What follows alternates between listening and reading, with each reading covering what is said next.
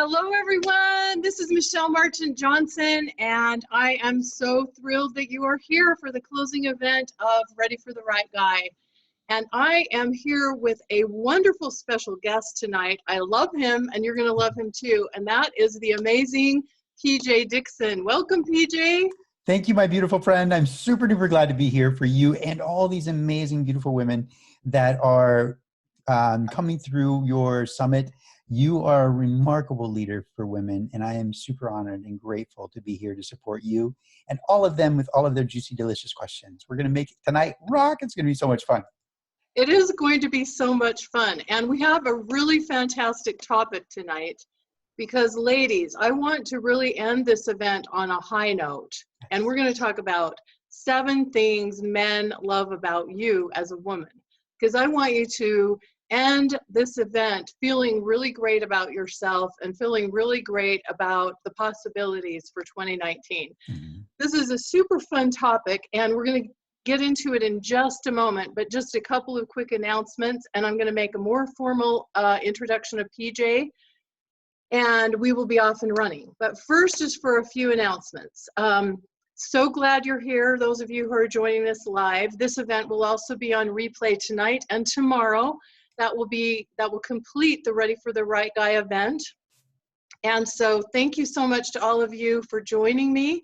I want to thank you from the bottom of my heart for your presence here, for your attention, for your feedback. So many of you have written to me and thanked me. So many of you have upgraded to the VIP package, and I'm having an opportunity to visit with so many of you one-on-one in that respect. And I really want to keep in touch with you even beyond the event because I have a lot of fantastic things coming. So just letting you know about all of that. Also, at the end of this event, we will be taking some Q&A. So as your questions come up during the event or as you're thinking about them, we recommend that you put your questions in the Q&A box because that's where we as panelists can see your questions easiest. And also if you put them in the chat box, then everyone can see them. So if it's something a little bit more personal or you don't want to share your name or anything like that, as far as the Q&A box goes, just the panelists will see that. So that's the best place to put them. And also, remember to keep your questions short and concise because if you write a big long story or a paragraph, we're most likely not going to take them live because it takes too long to read them and kind of get the sense of what you're talking about. So keep them short and sweet and you have a better chance of us taking your questions live. We apologize in advance for those questions we don't get to, but for those that we don't get to, I'm going to take some of those up in future events and or videos.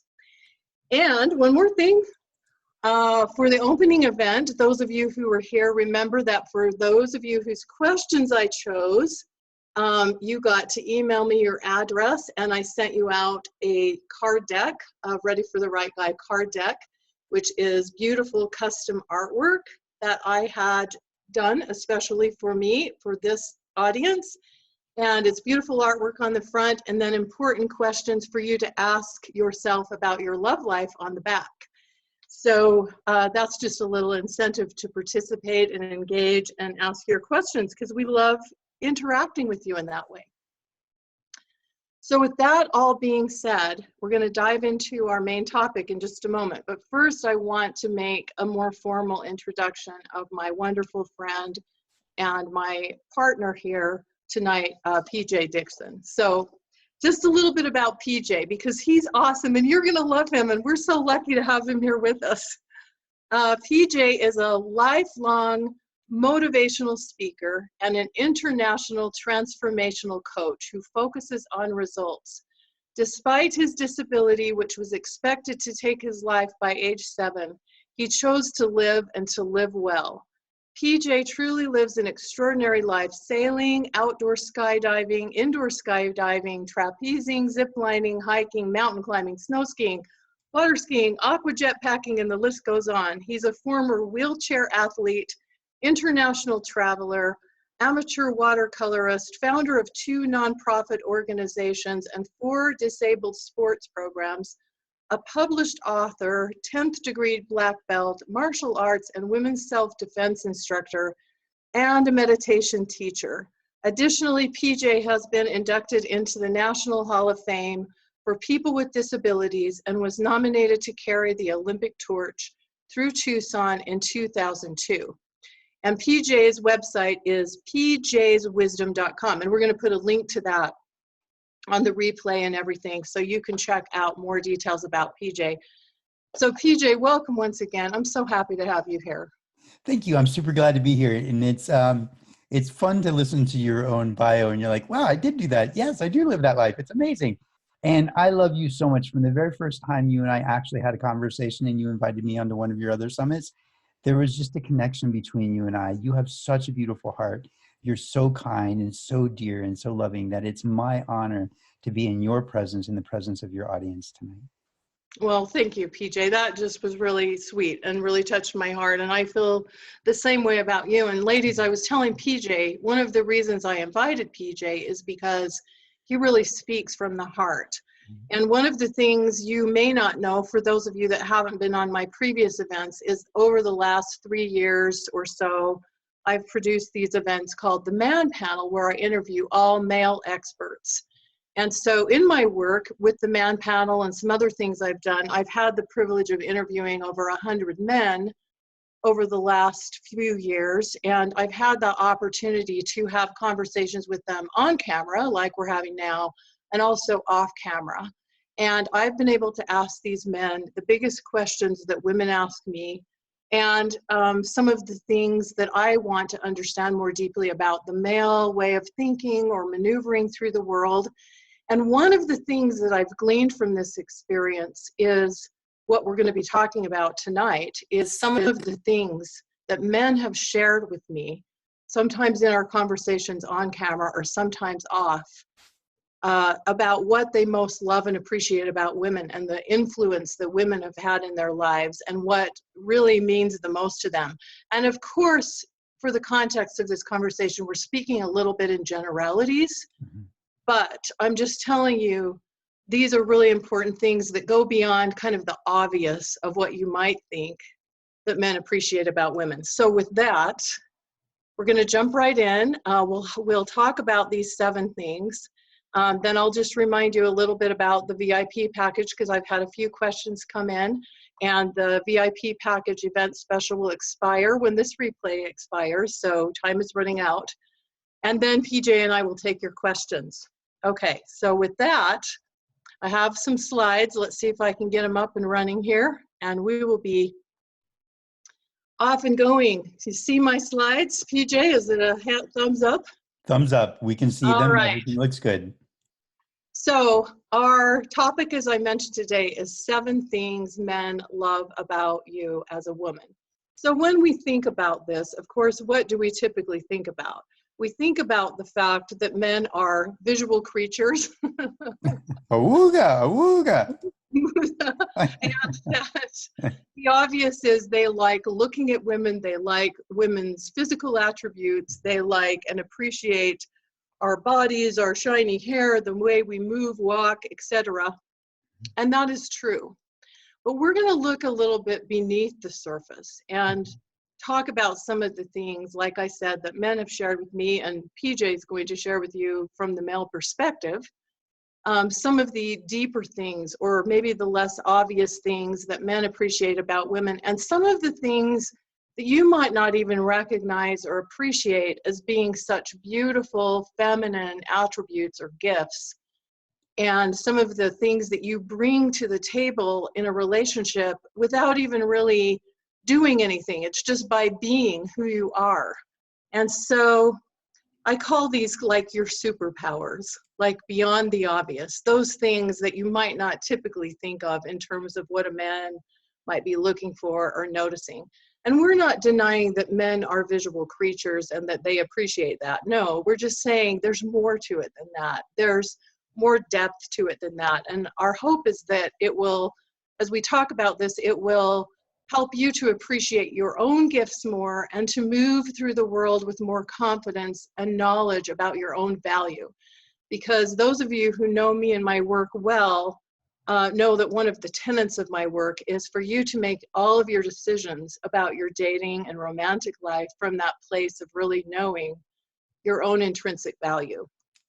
So we want to just remind you of some of those gifts and some of those things that you might even not really recognize or you might take for granted.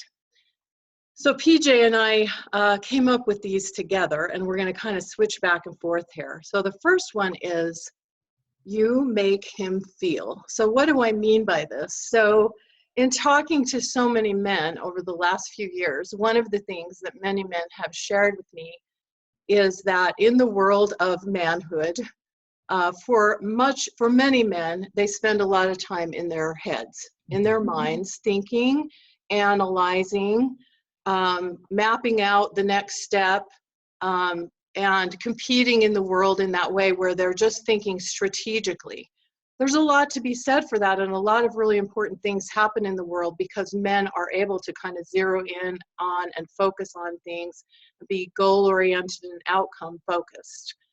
What sometimes happens, though, is that a man becomes somewhat disconnected from their feelings, and they're not always in touch with their feelings, they're more in their head. Now, some of this can happen due to some socialization in terms of how they were brought up, in terms of what they were taught, you know, kind of like big boys don't cry kind of idea or that kind of thing. So a lot of men have learned to suppress, ignore, or not be in touch with their emotions. And so as I've talked to men, one of the things that several of them have shared with me is that when they're around a woman who is in touch with her feelings or her emotions, or who is expressing her joy in just what she's passionate about or about her life in general, or is more free or able to be in touch with her emotions, it can touch a part in a man's heart where he can sometimes reconnect with his emotion, and he can begin to feel things in a different way and not just be solely in his head, but he can kind of connect with that feeling part of himself. And so many men have shared with me that that is so meaningful to them because they do have emotions, they do have feelings, contrary to what sometimes people might believe. Men have very deep emotions and very deep feelings. And in fact, their feelings can be very tender and can be even hurt very deeply. But them being able to reconnect with their feelings as a result of their relationship with the right woman can be one of the gifts that you bring to the table. So that's one that's been mentioned. PJ, you want to add anything to that one? Absolutely. I really like this one because if you walk away with nothing else from tonight, this one encompasses everything. All human beings are driving towards a particular feeling. They want a particular feeling. And as men, we really feel like there are real social norms and social standards that we have to meet as a man for us to feel like we're in our masculine, for us to feel like we're in our power, for us to feel like we actually have value. And so when a woman shows up in a way that allows us to feel safe, and we're going to talk about this a little bit later, that allows us to feel safe, all of a sudden we feel like this one woman is profoundly different than all of the other women because she's the one woman that we can feel vulnerable with. And we don't necessarily like to be vulnerable. Men really don't like to be vulnerable at all. But if we find a woman who allows us to feel like we're safe, all of a sudden we can start to touch that emotion. When we touch that emotion, there is a depth that you might not have seen before, and a connection that strengthens and multiplies between the two partners. It's absolutely beautiful. And this really leads nicely into our second bullet point. All right. And this one I'm going to let you lead off on, PJ. I love this one too. I love this one. Men love your inherent femininity. Not that you're trying to do something, not that you're trying to be something, but your inherent natural femininity. Yes, we could look at this from the base level. We love the physical shape of the feminine, right? But the inherent feminine, the inside, the part that wants to come out. One of the things that I find incredibly beautiful is when a man walks up to a woman from behind. And I don't mean boo, not like that, but I mean he walks up from behind her, right, in a way that he is expressing his love for her. And she knows that he's there. And when the man wraps his arms around her and hugs her or embraces her from behind, women just do this. They breathe in deeply. They say, and they relax into their feminine. Because when a man embraces you from behind, all of a sudden he's saying, babe, I've got your back. And you don't have to be in that protective mode anymore where you're trying to keep yourself safe, because the man is saying, babe, I can do that. And then all of a sudden you shift into your natural inherent feminine. This natural nurturer comes out, this tenderness comes out, the way you see and sensually experience the world. Women are feelers, and they are kinesthetic, and they experience visual beauty from a different standard in a different way than men experience it, and they hear things in a different way. So when they're sensually aware, when a woman is able to be in her inherent feminine, she is sensual in a way that draws the attention of a man. When a woman exudes that femininity, not necessarily even that sexuality, but when she exudes that tenderness, that natural nurturing, that softer side, that sweetness, all of a sudden men are drawn to her. Why?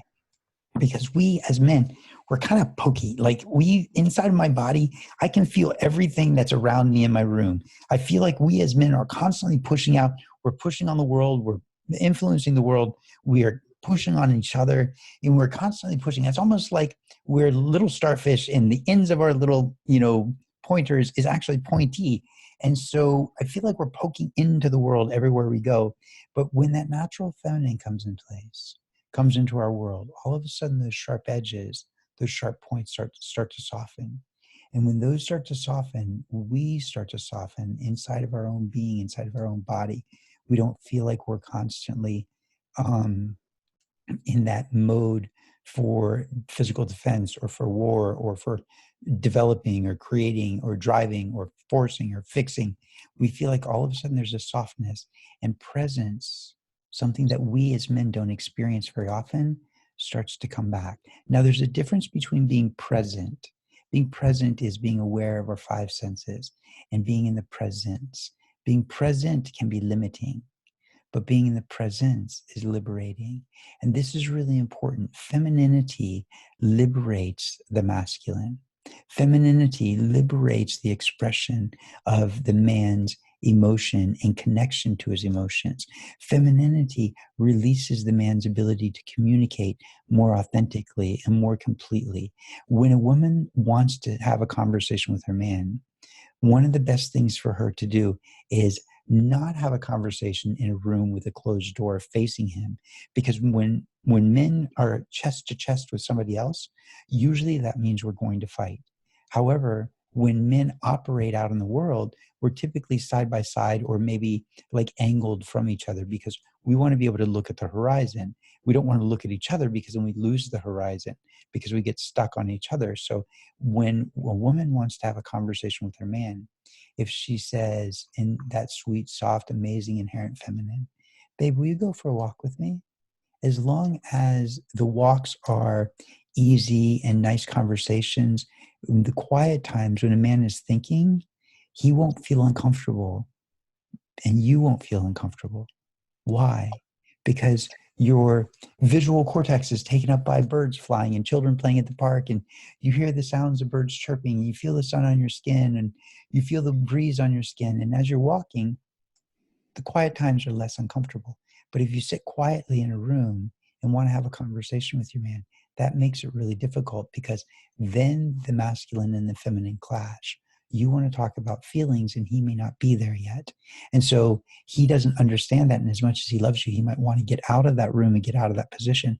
But if you go for a walk with him and there's a softness about you and you hold his hand periodically, or if you want to make a point, you stop and you turn to face him and you hold his hands. When you hold a man's hands, you're saying, I believe in you. When you touch a man's chest and you're facing him, you're saying, I feel safe with you. When you touch his upper arms, you're saying, babe, you can do it. I believe in you. You have the strength. You have the power. You have the ability. And when you reach up with your inherent feminine, that soft, loving, nurturing, tender expression, and you touch his face and you look in his eyes, all of a sudden you're saying, babe, I love you. I support you. I'm here with you. You can trust me. And a man is looking for that one woman he can actually trust. And femininity is the bridge to that trust. That was beautiful. Thanks. And, you know, PJ, I think this word femininity, it's used a lot. There's a lot of talk out there in our industry about feminine energy. And I kind of like the language of feminine presence a little bit more than energy. This is just me, but Yes. because I think it's just your presence. It's just who you are. It's not even so much about what you're doing. It's just who you're being. When you're showing up as this real, beautiful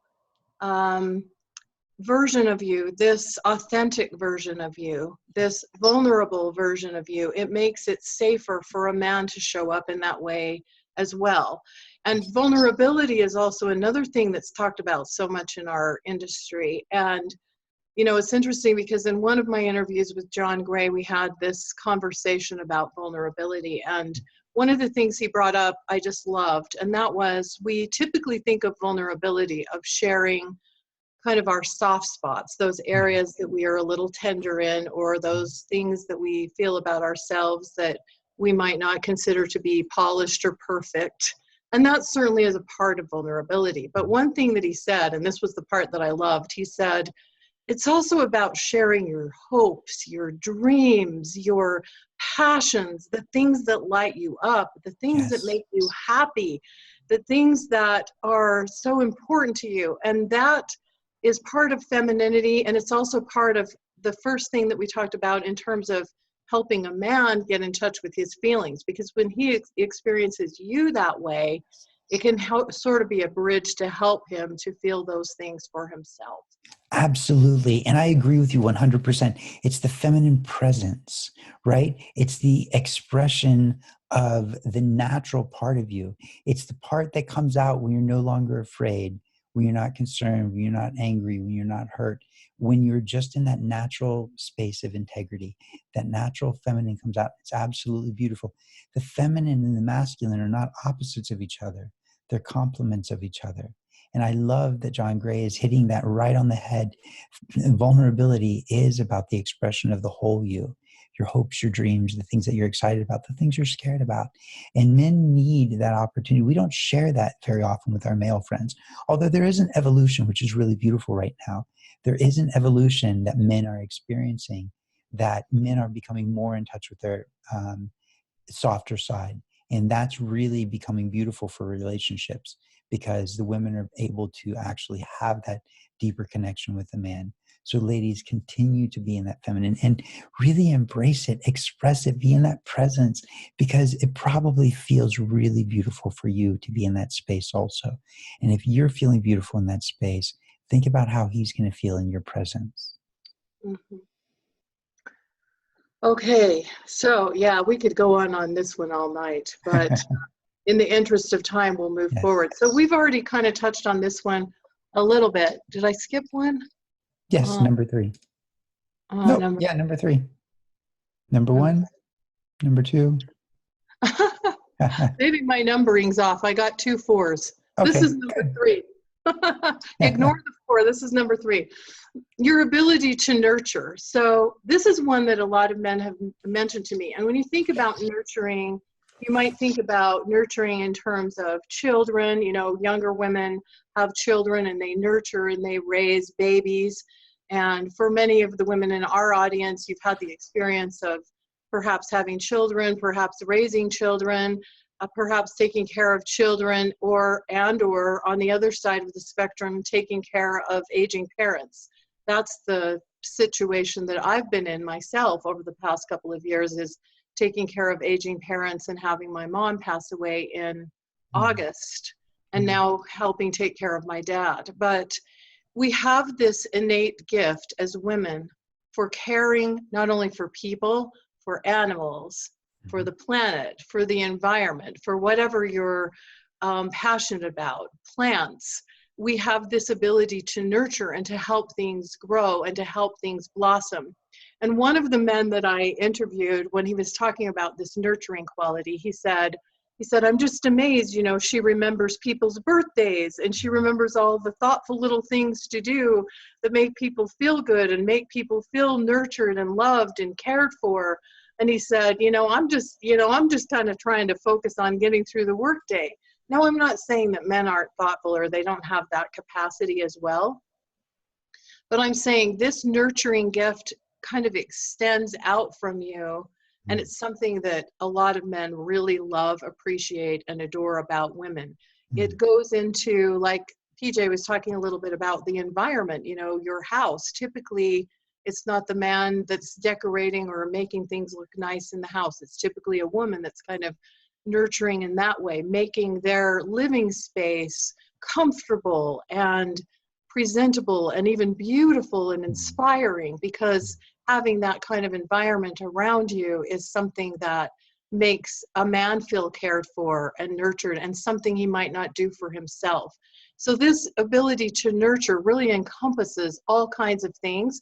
And this might just be the natural way that you're going through the world, the way you're just living your life. I've had clients who have, shared with me when they've gone to stay with friends after a significant surgery, or, they're taking care of their friends' children after having surgery, or whatever the case may be. I mean, this is just the way that a lot of women navigate the world without even really thinking about it. And this is a really beautiful quality. And I will say, this is another reason why it's really important for a woman to also be attentive and care for her own needs, and to nurture her own needs and take care of herself in terms of managing her energy and everything, because we're really good givers as women. We're not always as skilled at receiving or taking care of ourselves, and we can eventually become depleted if we're not aware of that. But it is one of our most beautiful and lovely gifts, our ability to nurture and love and care for those things within our realm, those people in our circles, those people that we care about, and to really be a force, a positive force for good in the world. PJ, I'll let you add to that. I absolutely love that. I wish all of the women could feel the softness that's in my heart right now. When we talk about the feminine nurturing, if we look at all living things, all living sentient beings have to need power to survive. And power can be muscle, it can be sunlight, it can be food, it can be intelligence. In this case, nurturing is the food for the soul. And so it creates a bond and a connection between two people. And men have interesting, fun connections also. And they go to a certain depth also. But women really have that ability to drop right into the soul level, right into the connection of the real, what's the word I want? The real core of a human being, of another human being.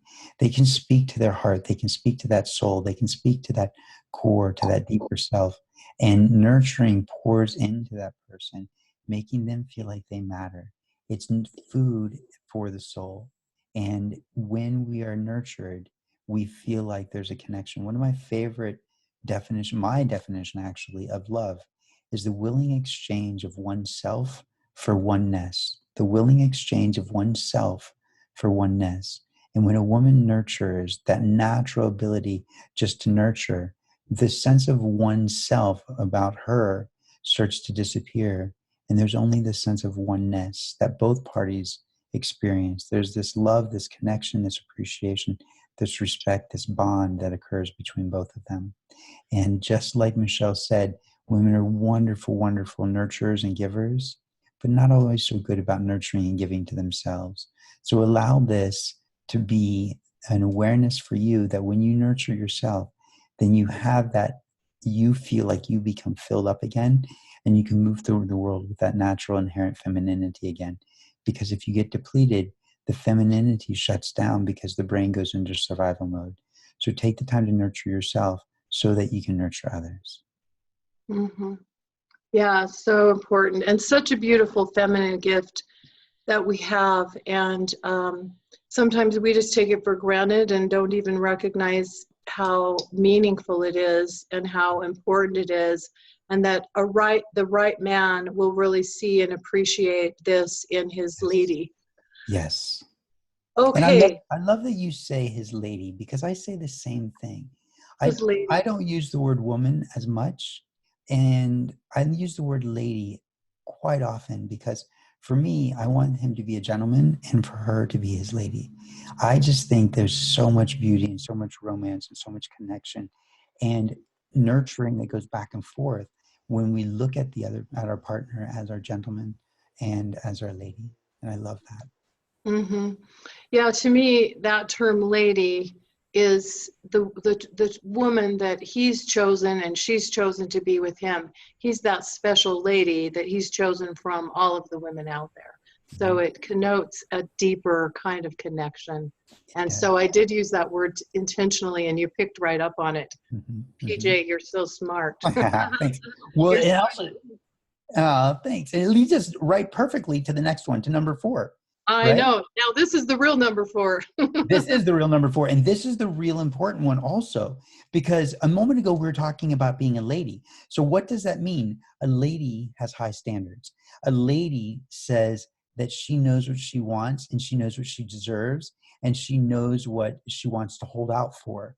So a very basic level example of this is knowing how she wants to be treated and holding her standards high, that it's okay for this particular person to be in your life because they treat you as a lady, they treat you as if they are a gentleman, and they show up in that high standard.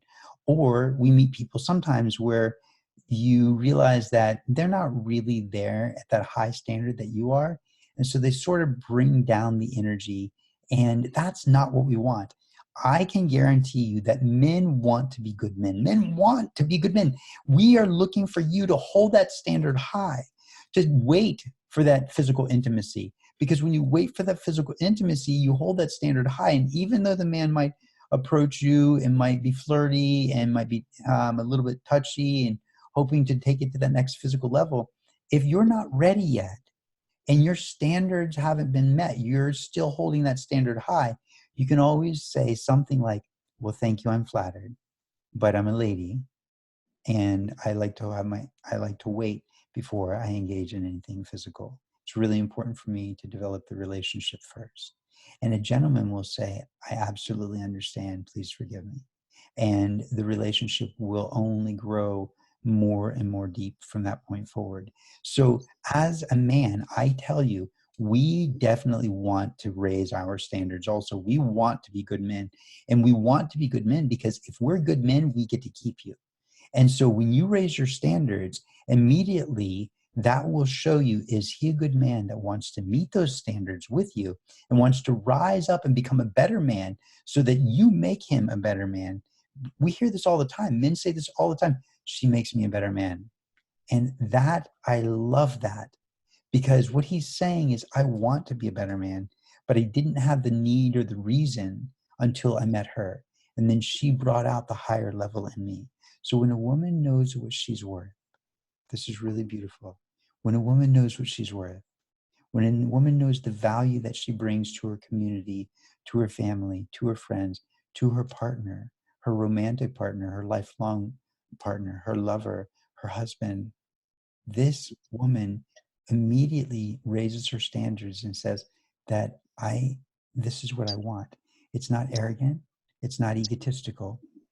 It's just recognizing that you will perform your best and be at your highest level of feminine and be able to express that natural nurturing at the highest possible level when your standards are raised and really high, and you keep your standards high for yourself, and he meets those standards. Because when he meets those standards, when he raises himself up and he gets better himself, when he gets better to make sure that he is performing, not performing in an artificial way, but showing up in a way that nurtures and provides for you in the way that you need and want, all of a sudden your level of value goes up again. So your standards are high. He raises up and becomes the better man because of you. And when he becomes a better man and stays in that place because your standards stay high, you then can up level the value that you provide for the world. because you're not worried about trying to take care of yourself. You are actually allowed to just be that natural nurturer, be in that natural feminine, be that natural lover, that natural provider, that natural gentle nature, be that creative force, be that love that the world is looking for, be that light in the world. Why? Because he has raised his standards, and you know that you can trust him, and that you feel safe in his presence, and that he will hold the space for you. Mm. Yeah, beautifully said. And I think this is why standards is a part of being a woman of high value. And I think this is why I focus so much in my work on emphasizing to women and emphasizing to my clients about knowing their own intrinsic value as a woman, which means that you're really centered in knowing who you are, what you want, what feels right to you, what feels good to you, and you are guided by that in your decisions that you make, in your interactions with men. And part of that is having standards in terms of how you will want to be treated and how you want a man to show up for you. And in some cases, it requires, shall I say, just a little bit of guidance. Sure. In terms of letting a man know that, because most good men want to please women. This is something that's come through very clear in my conversations with men. Yes. They don't always intuitively know exactly how to do this. Yes. And without us telling them. So if we can learn how to speak to them and to ask in ways that a man can really hear us and has that opportunity to respond, many good men are more than willing to respond in a way if they know what a woman wants and needs from them. One of the challenges that happens out there, and this is something many of you have probably heard me talk about before, is that there are so many women out there who are a little murky when it comes to knowing their own value, or in terms of knowing their standards, or even really knowing what they want or need in a relationship. And whether or not they feel like they deserve it. And good point. And whether or not they feel like they deserve it. And so what sometimes happens is when these women are not really clear and really centered in knowing their own value, of which standards is a part, then they often don't make their decisions from that place. So that means they may be compromising their values or compromising their standards, whether it be sleeping with a man too soon, or just putting all of their time, attention, focus, energy into him when he's still thinking of her as an option. And it tends to take a toll on a woman's self-esteem. But the other thing that happens, and this is really important, is it can create this phenomenon where a man becomes what I call a lazy dater. In other words, he becomes so used to women kind of doing all the work and carrying things forward that he no longer feels like he has to put a lot of effort or intention or attention into a woman to spend time with her.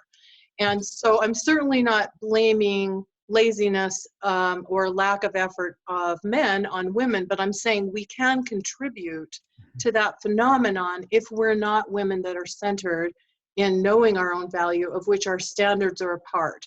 And for me, standards, a big part of it is knowing your own value to the point that you know how you want and need to be treated, and that you more or less are no longer willing to settle for being treated for less than what you deserve or what you want.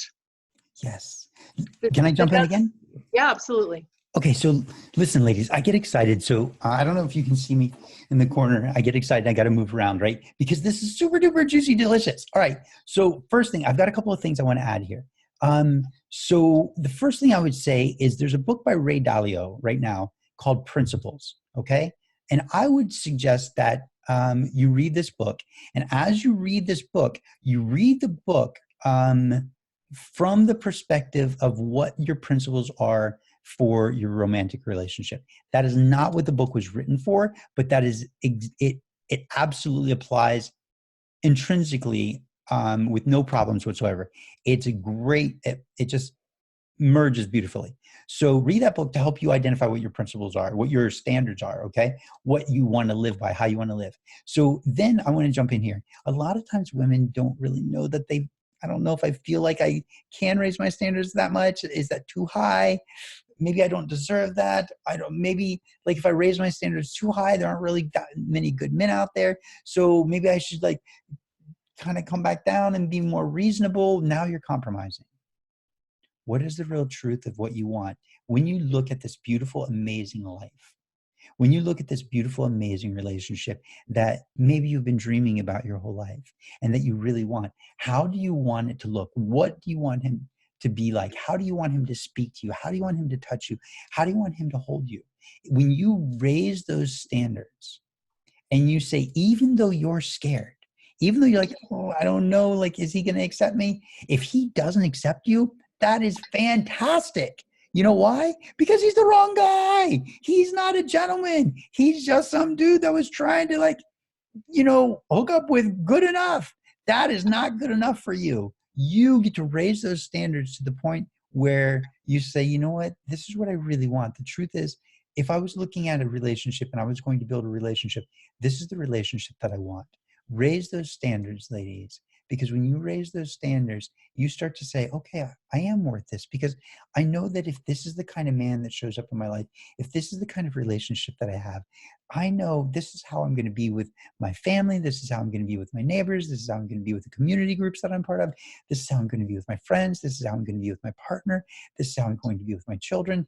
I know that when I raise my standards, I become a better woman and a higher value item for this man. And when my man comes into my life and he treats me and connects with me and communicates with me and is receptive to my wants and needs and my requests, and that doesn't necessarily mean that he's your servant, but that does mean that he's your partner. And when he rises to that standard and you are healthy and happy, you're not in doubt. You're not feeling like you're taking something from him. You're not feeling like your standards are too high and you're expecting too much. What you realize is we've got a beautiful, amazing, dynamic, powerful relationship. One of my favorite quotes, and I use this with my male clients, and I also use this with my female clients when I'm saying, hey, let's make sure that you know what your standards are. I love this. This quote says, a boy makes his girl jealous. A boy makes his girl jealous. A man, I would argue a gentleman, makes his ladies' girlfriends jealous. A man, a gentleman, makes his ladies' girlfriends jealous because they go, oh, I wish that I had a man just like you. That's amazing. Where did you find him? Does he have a brother? The way you found him is you raised your standards. And if he can't meet those standards, you simply get to say, thank you so much for showing up and telling me who you are and what you're able to do. I'm not sure that we're a good fit. It's been wonderful. I love this and this and this about you. However, these 2 or 3 things don't work for me, but I do like this and this and this about you. Notice that's a really beautiful way to say goodbye, to part ways. You tell them the 2 or 3 or 4 things that you really love about them, that you admire and respect. You tell them the 1 or 2 or 3 things that just doesn't work. And then you tell them again, but I really do respect and like these things about you. And you're specific again. When you raise your standards and you are specific, the man gets something out of his time with you, and you by default make him a better man for the next lady. So this is a way for ladies to support each other. And a woman with high standards has a way of saying goodbye. Thank you very much for the time that we've spent together, in a very beautiful and classy way. Mm-hmm. That was so beautifully said. And one of the cool things about raising your standards is that you stand out Yes. from other women in a really positive way.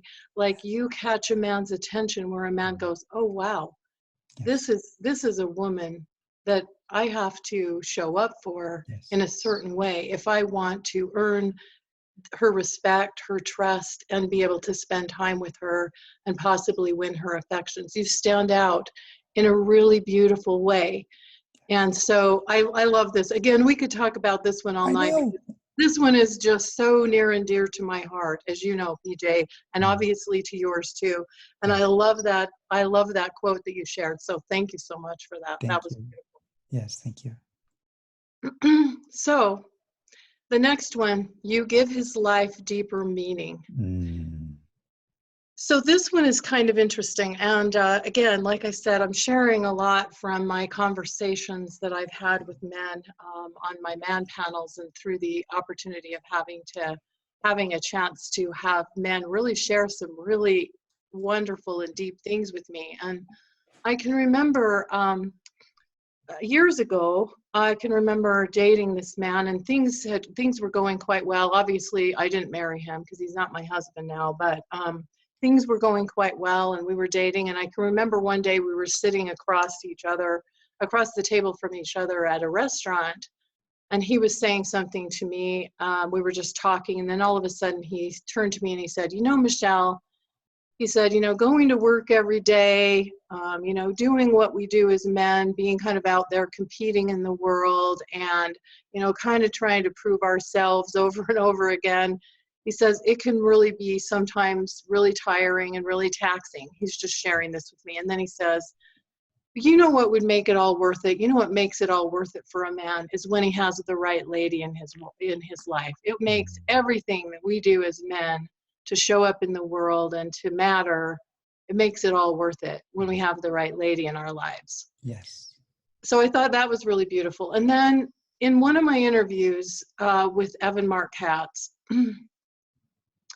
I remember we were talking about the differences between men and women. We were talking about how so often as women we have these deep friendships and connections with our friends, and if things go wrong or if we have something happening in our life that we really want to share, many of us have friends or sisters or other females in our lives that we can really share deeply with.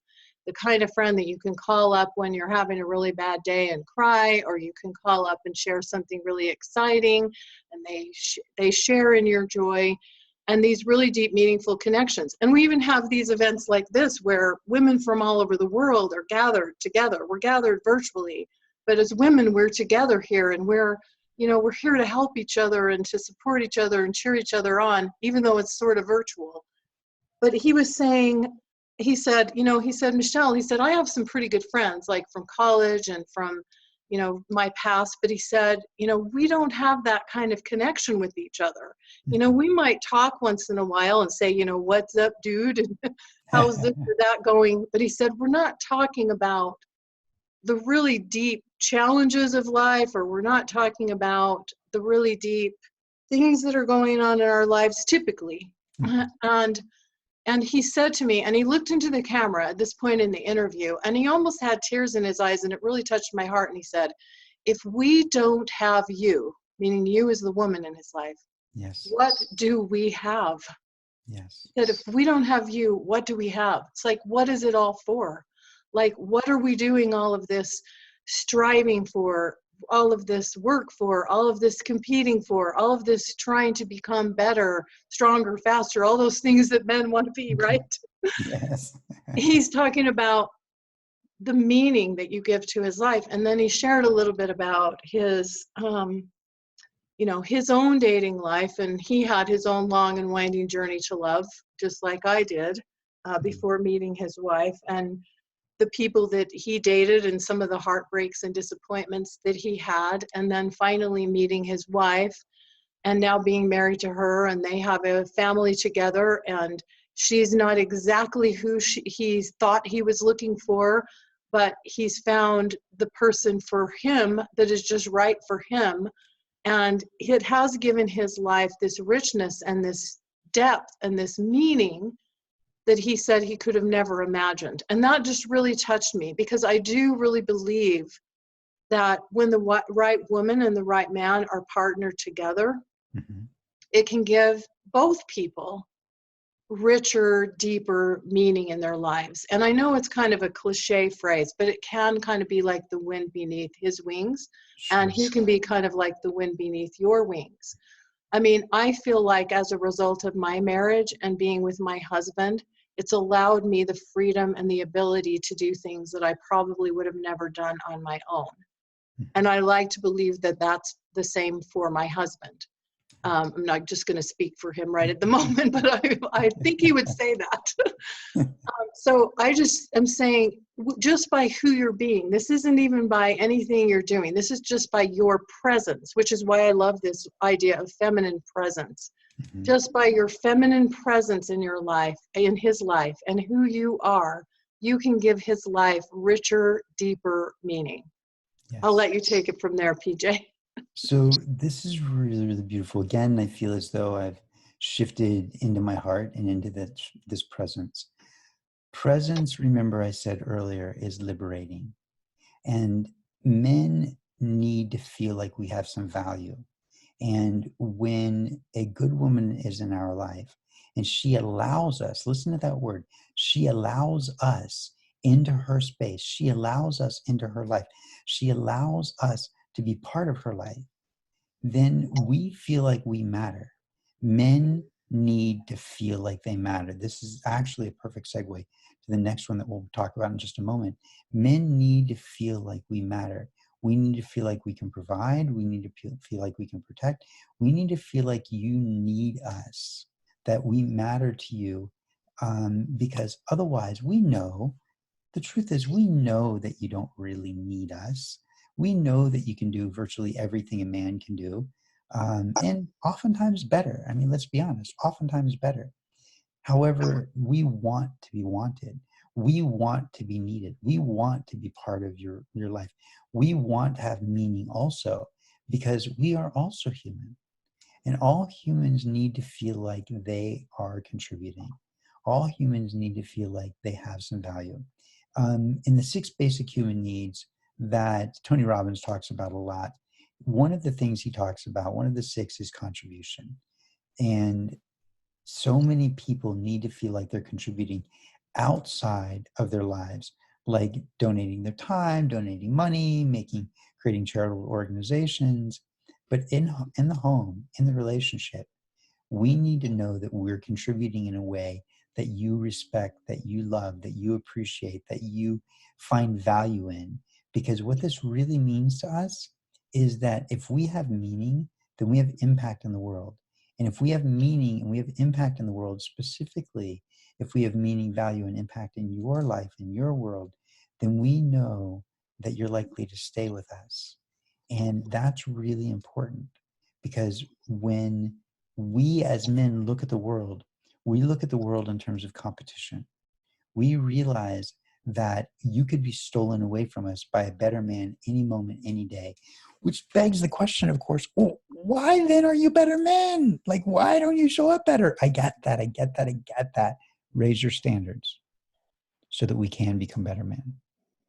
And if we feel like we have some meaning, specifically in your life, but meaning in our own life too, like I have value. The way you pour into me as my partner, you make me feel like I have meaning in the world, not just in our relationship, but it means that I have contribution, I have impact, that I matter for a reason. And within the relationship, for some reason, I matter.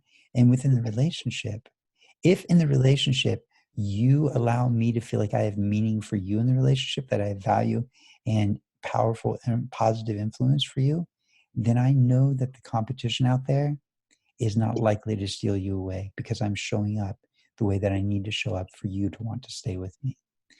I can't deny it comes back to mating in some cases. We are biologically designed for mating, and we don't want to lose you to another male. So we want to be the best possible man we can. When you raise your standards and we get to feel like we're better men, you allow us to feel like we have meaning in this world. And when we feel like we have meaning, we will show up bigger and better for you. Why? Because I now have something I can share. Value. Thank you, PJ. Mhm. That's great. And this one, you're going to take the lead on this one. I So am. important too. Yes, it is. And this is actually a perfect segue, because I love how these have been put together, because it's literally like one meaning leads to the next slide, which leads to the next slide. It's so perfect. So loyalty and support, there's 2 different things going on here. Men need to know you're loyal, because if we go all the way back to caveman days or tribal times, when the women typically were working together in the community and talking a lot and doing the gathering and taking care of the children, men were out on raids or men were out hunting, and we needed to know that the men that were with us were loyal, that we could trust them, because men, that masculine has a connection with life and death. Women have a connection with life and death too, but it's different. Men tend to take life and women tend to give life. Now, that is a whole nother philosophical conversation that we could have at another point in time. But are physically stronger, and we tend to think in terms of, I want to say sort of pack animals, but more like a wolf pack. We work together, we function together with other men, and we need to know that we can count on the other men. If we can count on the other men, then we feel safe. If we feel safe, that's because they're loyal. We know that they've got our back. This translates into our relationship. If we need to be vulnerable, we're only going to be vulnerable with those that we feel are loyal to us, those that we know that will protect us. So remember when I talked about the man walking up behind this lady and embracing her from behind, and the lady draws in that deep breath. She just rests and relaxes back into her feminine. It's because the man is saying, babe, I've got your back. There's a sense of loyalty and trust there. And if we look at the way a woman can show up for a man, she can embrace him from the front. She can pour into him. She can listen to him, listen without judgment. Listen, not judge, not interrupt, not tell him what to do, but sincerely just listen and be present with him. Even when he's not speaking, are you listening to his body language? Are you listening to his energy? Are you helping him to learn to be in connection with his own emotions? Are you providing the space for him to think and start to feel and identify and figure out what that emotion is? Are you patient enough for him to find it so that he can communicate? When you embrace him from the front, physically, but also metaphorically, you're embracing his heart. And if you are loyal, you don't interrupt him, you don't judge him, you don't tell him what to do. You don't get on the bandwagon and start to tease him when all of his friends, because guy friends tease guy friends. We live in a hierarchy. We want to know who's the alpha male and who's below us. So if that alpha male leaves the room, I know that I'm the next alpha male in charge. And we know that. And when our friends tease us, and that happens with men, we tease each other, we joke about, and we talk about who's stronger and who's smarter and all kinds of different things. And if the woman jumps on board and teases us also, that can sometimes, if the things that our male friends are saying, for whatever reason, consciously or unconsciously, make us feel less than, if the woman starts teasing us too, all of a sudden we feel even less than. But if she's loyal and she comes over and she's like, no, he's amazing. He's wonderful. He is always showing up for me in this way and this way. I love this guy. He's my man. All of a sudden we go, there's one person in this world I trust, my lady. And if I can trust my lady, she'll get the best out of me always. It's your role as a loyal woman, as a loyal lady, as a loyal partner, to take on that connection to the feminine that his mother wasn't able to do. We will tell you when you're loyal and we know that we can trust you. We will tell you, and we will tell you more than we'll tell our own moms. And we will absolutely feel like we are safer with you than any other person on the planet. We're looking for that woman that we know has our back. We're looking for our partner. We're looking for somebody that we know we can trust. And then that gives us the opportunity for support. We want to support you. We want to be the protector and provider. Because just like I was saying a moment ago, with the man having meaning, when we know that we are the protector and the provider, when you allow us to protect you, when you allow us to provide for you, it doesn't mean you can't earn more money than us. It doesn't mean that you can't go out and say, babe, I'm good. I can do this on my own. You can totally do that. But there are times when we want to protect you. And even if you don't feel like you need it, if you can humor us and see the sweet gesture, the desire that we have to show up, to make sure that we are protecting you as our lady, protecting you as another human being, protecting you and our relationship from anybody else who might want to try to come and steal you away. Remember, we are born for hunting. We are born for raiding. We know what other men are like. And so as long as you allow us to protect and provide for you, we feel like you're not going to leave us. We feel like we're providing something juicy and delicious and amazing for you. We feel like we're supporting you. So also this support goes the other way. When you support us by sometimes, and I know the truth is sometimes you humor us and allow us to feel like we're protecting you and allow us to feel like we're providing for you. But sometimes we really do protect and sometimes we really do provide. And if you allow us that loyalty and you support us by creating this space for us to show up in this way, we will want to protect and provide for you even more. And there's a quick story. I was dating a lady for a while, beautiful, kind, loving, but also fiercely courageous, fiercely independent. And one night, and at that time, I probably had 24 years of martial arts training. And again, I'm a little guy in a wheelchair. I can't lift my arms, and I'm a man. And I have all kinds of training that I want to make sure that the women in my life feel safe.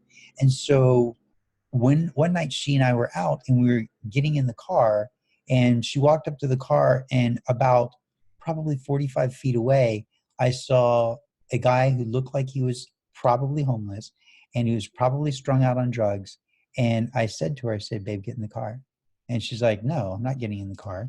I was like, babe, please get in the car right now because I'm not sure what he's going to do. She's like, I'm not getting in the car and leaving you. Now I appreciate that she wants to protect me and that we're partners in this, but this was me needing to step up and be the man. Like if I was able-bodied, she might have treated me or seen me differently. She might not have. She's fiercely independent and fiercely like courageous.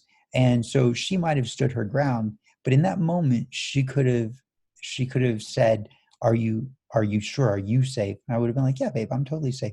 Just jump in the car and make it look like you're, looking for something or whatever. But make sure that your keys are in the car in case you need to go or in case you need to move. Right. And that would have poured into me that she felt like I was her man, that she felt like she was protected and safe with me. And it doesn't mean that anything was going to happen. And thankfully, nothing happened. But she missed an opportunity to support something that was really, really critical for me. Knowing that I'm masculine, knowing that I can provide, knowing that I can protect, knowing that I can serve you. Because it's a man's job, it's the masculine's job to hold the space, to allow the feminine to blossom and to continue to bring life into the world and to continue to bring love and light into the world. And if you support your man enough to realize, even if that means you sometimes have to humor him and say, he's so cute when he's in his protective mode, right? Even if that's what you have to do, it makes us feel like we matter. It goes back to making us and allowing us to feel like we have meaning in our relationship. If we can protect and provide for you, we don't believe that any other man will steal you away from us. Remember, we're hierarchical and we recognize alpha males as possible competition for us. That's why when you raise your standards, we by default become more alpha. Certainly we become better men. And when we become better men, we're more likely to step up as an alpha and keep you and show up in a way that's valuable and beautiful and beneficial for you and for our relationship. Thank you, PJ. I just want to add a tiny little bit to this, and that is that I think it's really hard to overemphasize how important this is in a loving, committed partnership relationship.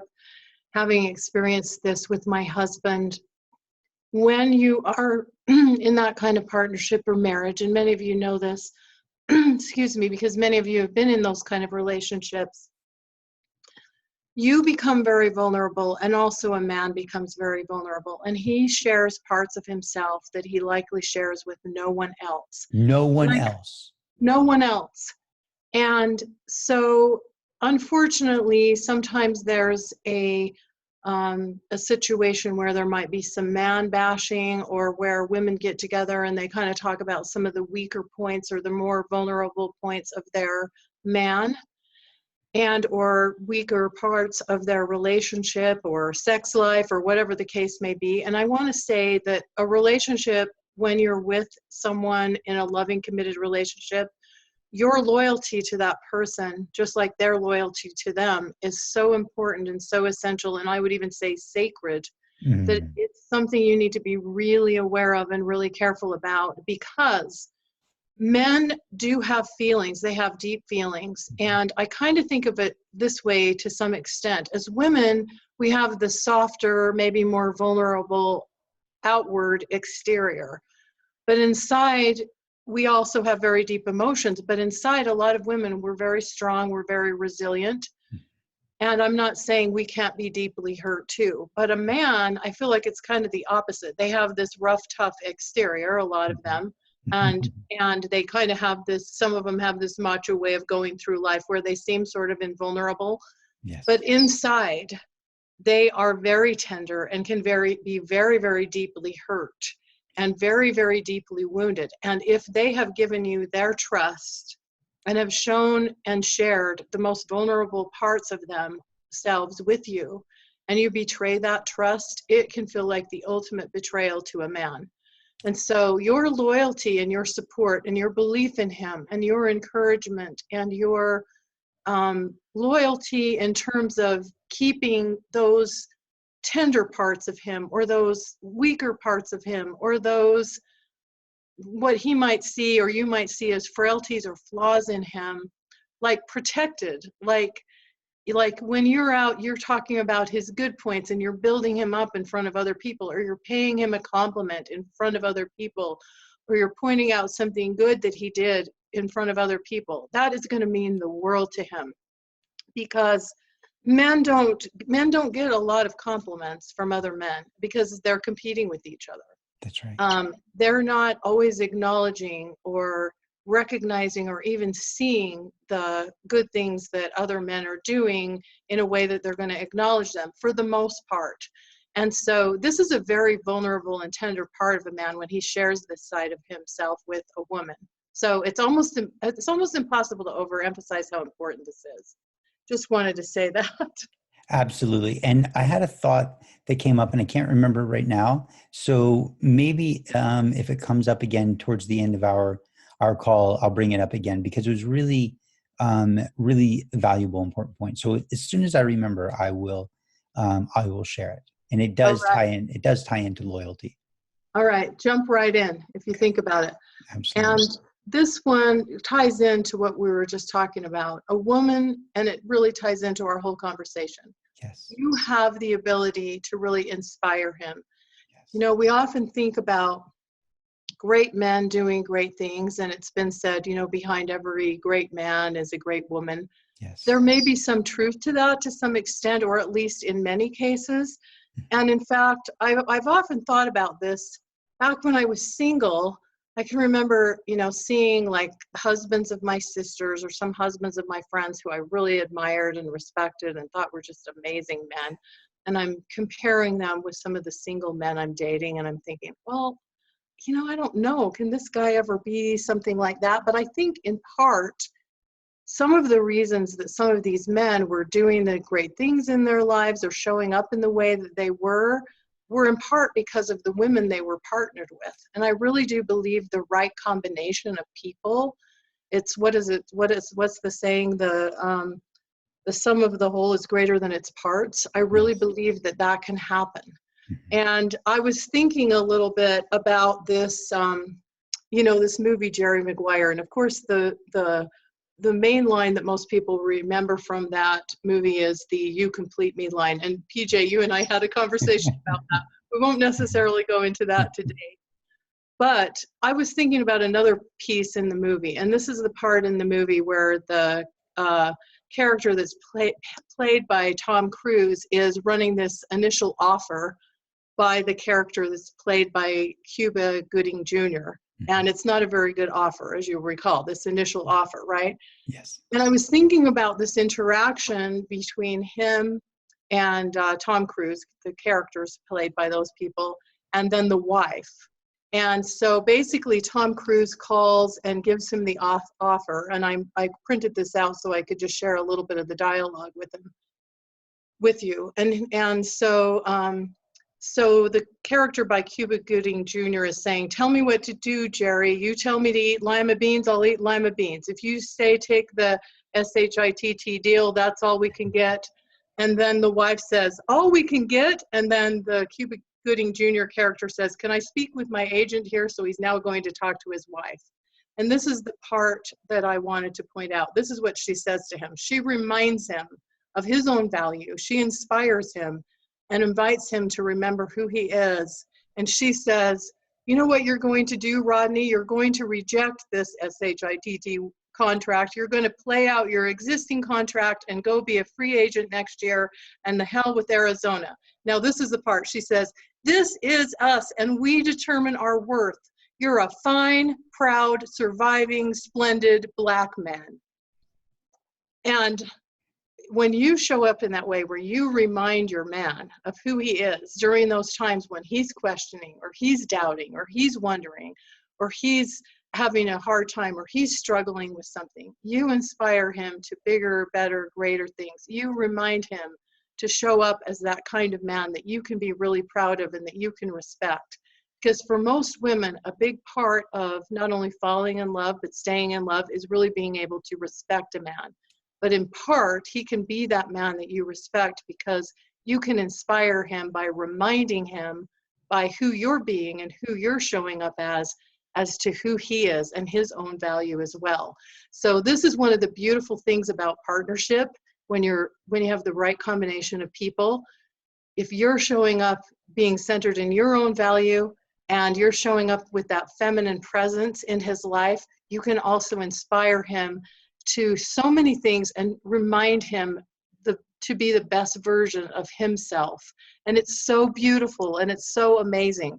And I feel like it's one of the gifts that we get from partnership when we're with the right person. I know you're going to want to add to this, and I got really passionate about this because I feel really strongly about it. I just think it's a really beautiful, amazing thing that happens with the right combination of people. The masculine has a tendency to be able to get along with good enough. And so we can live in the dirt. We can live in tents. We can, forage off of the land and, hunt and just barely scrape by. But when a woman sees our inherent value, when a woman inspires us to be better, all of a sudden we start getting more out of life than we ever thought we could have before, than we'd ever even imagined or dreamed. Our life gets better, it gets happier, it gets more fun, it gets more fulfilling, and there's more experiences and more excitement and more variety. That really, people say variety is the spice of life, but variety is one of those 6 degrees, or those 6 basic human needs that I mentioned earlier. And so when there is that certainty that our woman is behind us, supporting us and inspiring us, it drives us to be better men. It drives us to be the Superman that we see here on the screen. And when this is 100% authentic, ladies, when Michelle was reading what Cuba Gooding Jr.'s wife was saying, when she said, no, the heck with that, you're not going to go with that crappy contract, you're going to be a free agent. After that point, when she started singing his praises and telling him his worth, I literally was getting choked up. I literally was getting choked up now. I literally had tears in my eyes. She wasn't speaking it to me, but my masculine male brain was hearing that. And it was touching me deeply, and it was making me feel like I had value. She wasn't even talking to me. She was talking to you. It wasn't even her words. It was the words from a movie that I've seen. And yet, just hearing those words powerfully, I'm still choked up in my throat, right? Powerfully impacted me. And I was just listening. I was just eavesdropping on what Michelle was saying to you about, literally just rereading that. And it powerfully impacted me. When you stand for him, when you inspire him, when you see him, when you let him know that he matters enough to take that next step, that he can have impact and value in this world, that he can step up and make a difference in this world, it means we matter. It goes right back to the number 5, I think, where you need to make him have meaning or help him to have meaning. When he knows he matters, he is inspired to do better. So if, for example, if you want him to become a better lover, for example, and or you want, like, I'll talk about communication too in just a minute. So if you want him to be a better lover, if you say, babe, I love it when you touch me in this way, or when you do this to me because it makes me feel this way. When you link that to his sexuality, to his ability to please you, if we feel like we can please you sexually, then all of a sudden we don't believe that any man is going to steal you from us, because we have been able to give you more pleasure than anybody else. And we want that. So if you feel confident enough to say, babe, I love it when you do this, it makes me feel this way, right? Or I do that again because all of a sudden it just makes me feel, right? Or it causes me to. All of a sudden he goes, notice I'm telling him why that I want it done, right? Because it makes me feel, right? Because is the single word in the English dictionary that, when used appropriately, causes people to say yes to you more than 50% of the time. Some research demonstrates 63+% of the time people will say yes to you. So if you want somebody to say yes to you, if you want him to follow your requests, and if you say, hey, can you do this? Because when you say because and you follow it with a reason and link it to how you physically feel, or how you're maybe turned on or aroused by him, when you do that, if you can link it to his sexuality, to his prowess, to his influence on how you physically and emotionally feel, not like, babe, can you do, can you change the light bulb because it makes me feel like, you're taking care of me. Like, okay, sure, that's going to help because it makes me feel like you're taking care of me. He hears it makes me feel protected and provided for. He loves that. But also in communication, if you're able to say, if you like the way he's dressed for a particular, occasion, you could say, oh, I love it when you wear that blue shirt. It just really makes my heart go pitter patter and makes me want to spend time with you. I love it when you wear that blue shirt. It makes me want to take it off of you. He goes, oh my God, she loves my blue shirt and she wants to take it off of me. You've linked it He's to going to be sex. wearing that every day. Yes, you're going to have to tell him that you like the red shirt instead, because that guy's going to be stinky pretty soon because he's going to wear it all the time, because you've linked to something that matters to him. And if he feels like he can provide for you, if he feels like he can touch you emotionally and sexually and bring you to a space where you feel really, really good, he believes he gets to keep you.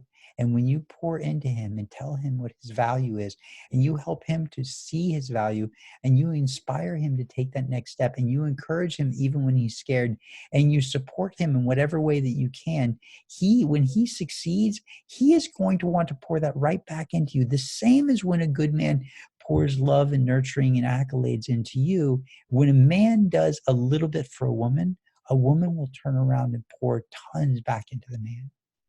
And so this is a beautiful feedback loop. When he shows up and does something good and you inspire him, he wants to turn around and be a better man for you. When he's a better man for you, you naturally want to pour into him. When you pour into him, he wants to give back to you. It's the law of reciprocity. The more you show up for him, the better he's going to be. This reminds me of what I forgot, and it's perfect.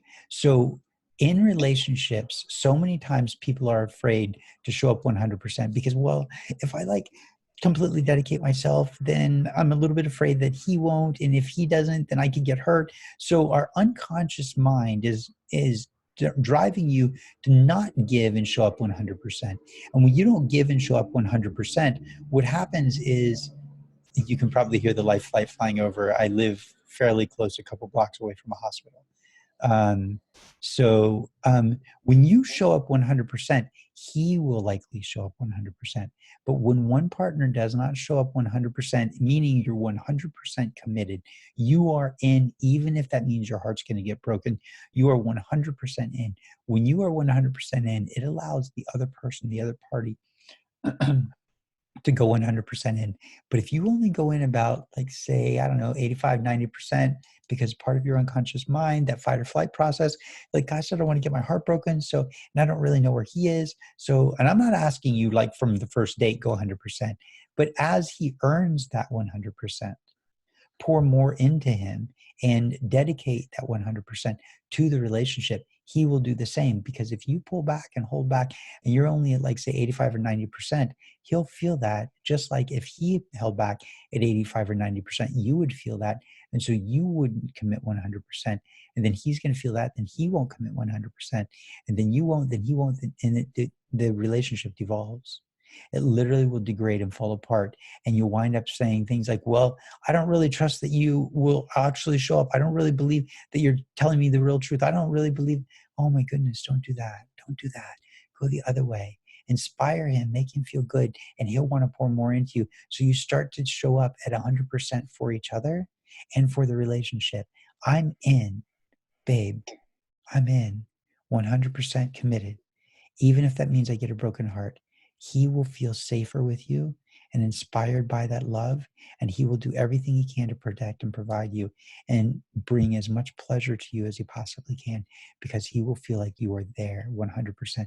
You're the one person that gets him, the one person he feels safe with, the one person he can share everything with. And he'll want to do anything and everything he can for you and with you. Yeah, thank you. Thank you, PJ.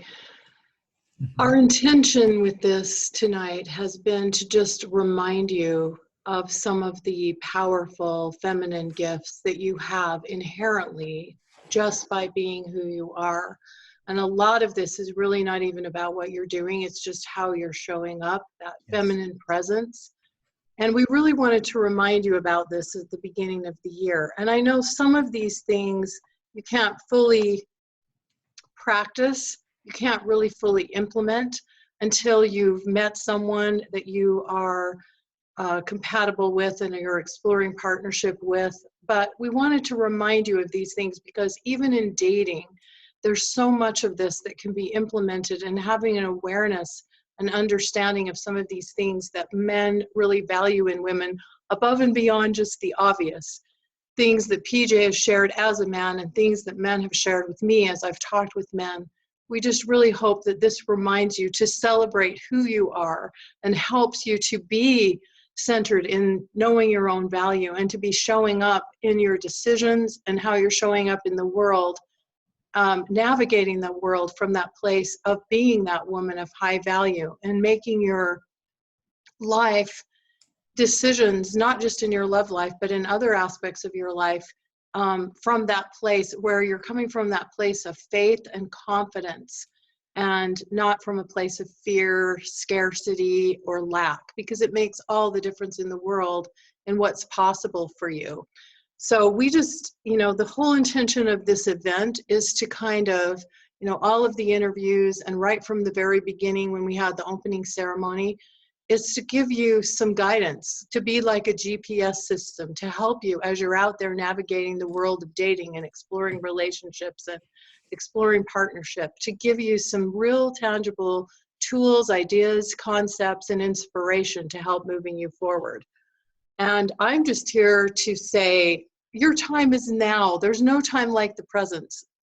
The most precious of any commodity is time.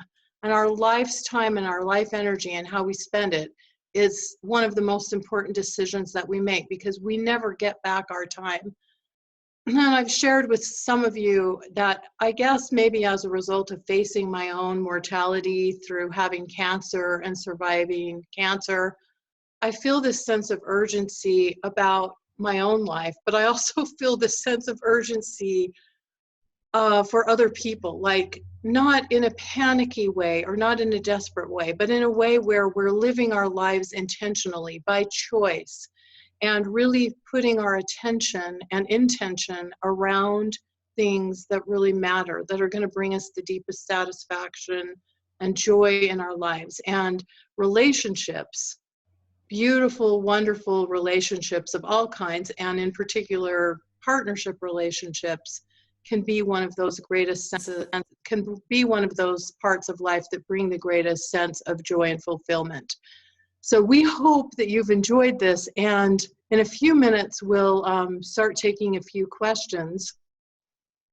But I wanted to just quickly review and remind you about the VIP package, because we have women, so many women have already decided to do the upgrade, but I've had a few people that have asked various types of questions about the package. And so I just wanted to take a few minutes and just quickly do a really quick review, and then we're going to take some questions. And PJ, you and I, we're going to probably have to move kind of quick through some of these questions, Okay. because we are both talkers, and Yes. we love talking about this stuff, right? Yes. Yes. And Kyle, if you will also put the VIP package link in the chat box, just so people have it. If you're interested in the VIP package, it's still on the event special and will be through the replay process, and then it will expire. So I'm just going to quickly go over the VIP package. Most of you have seen this, so we'll just take a minute, just because there have been a few questions. So the VIP package includes all of the recordings from opening ceremony through this event, and all of the interviews in downloadable versions. So you can have the video and audio downloads. And many of you are going to want to go back and refer to or listen again or catch things that you've missed, and have this in your own personal library. But in addition to that, I have 4 really important bonuses and then a surprise extra bonus. And the first bonus is, I refer to my Man Panel event, top listener favorites, top 12 of male experts from my previous Man Panels. So these are actually interviews for questions that I've asked men that go along the lines of some of the things we've talked about today. And then bonus number 2, if you're liking what we're talking about today, this is really an extension of what we're talking about today. I'm going to do a live virtual workshop called Be the One Woman and Attract the Right Man. And this is all about showing up in that feminine presence and being the kind of woman that stands out and captures the attention and inspires the attention from the kind of man that you want to attract. That's going to be really fun, and we're going to do that live.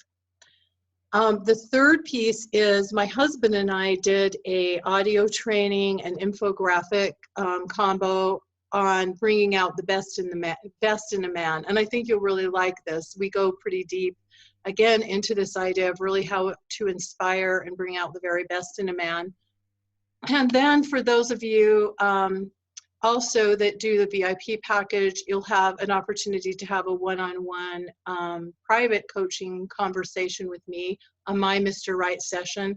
I will say a lot of people have already purchased the VIP package and have scheduled their sessions. So I'm a couple of weeks out before I have much availability, but I've added time to my calendar to accommodate this, and I would love to connect with you personally. And then we have a surprise bonus that's part of the VIP package. And I won't say a lot about this, except this is a course that I've created that helps you to know exactly how to increase your opportunities to meet the right guy. So you get to practice all of the cool stuff we've been talking about tonight in real life. So that's all included in the VIP package. It's available right now at the event special, but not for too much longer. So just wanted to remind you about it. And if it's appealing to you or you're thinking about it, now is a great time to do it. So with that having been said, let me stop sharing the screen here, and we'll start looking at and taking some of this Q&A. So bear with us for just a minute, because it takes me a second to pull up the Q&A stuff. Michelle, while you're pulling up the Q&A stuff, is it okay if I add one piece? Absolutely. And in fact, I see a really good question about you too. Oh, okay, perfect. Perfect. So, ladies, a moment ago, Michelle was at the very, very end of the 7 points that we were talking about. Michelle said, she said something to the effect of, I know that if you don't have a man in your life, you may not be able to practice these. I would say that practice them with everybody in your life. Practice them with all the men and ladies in your life.